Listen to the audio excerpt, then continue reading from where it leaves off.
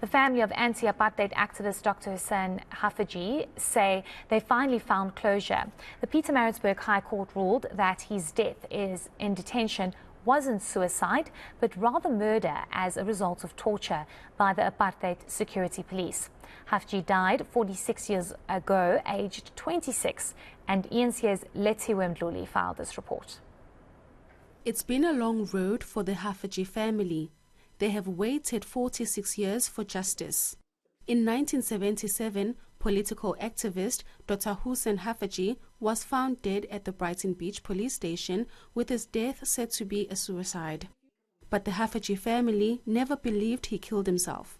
After reopening the inquest, the Pietermaritzburg High Court set aside the findings of the original inquest, a ruling welcomed by his family. We are so satisfied because from day one we knew that he did not commit suicide. Now it's official only after 46 years. And it's a bittersweet memory. We are happy and sad at the same time that my brother who fought for this is not with us today. And also my parents, they didn't die with closure. Haffajee's family say they'll remember him as an activist who believed in equality. He was a very compassionate, jovial, kind person, happy-go-lucky. And he gave us no indication that something was worrying him or whatever. He was very, very normal. His relatives say they are still seeking justice and want those responsible for his murder behind bars. They must be prosecuted.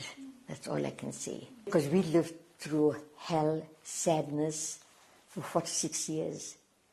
So I can't understand how are they going to live knowing that they were the cause of all this. The family's lawyer, who's been working on the case since 2016, says the family are discussing the next steps. I've discussed this briefly with the family, and of course I'm going to get into more detail with them and take detailed instructions as to whether they want me to continue to pursue this. I have no problem assisting them with it.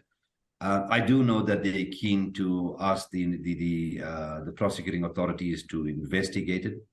The recommendation or the finding by Judge Nkosi was that they be prosecuted and that the NPA investigate it further and if necessary prosecute them for it. So whether they have a defense to their actions or not, that remains to be seen. But from the family's perspective, if that is what they want us to do, then we must act on those instructions.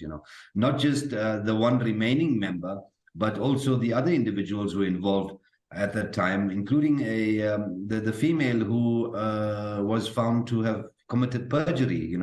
I think she was the catalyst for what happened to Dr. Haffajee at the time. I mean, and the judge said it very clearly that had she not acted in the way she did, he would have probably been still alive today.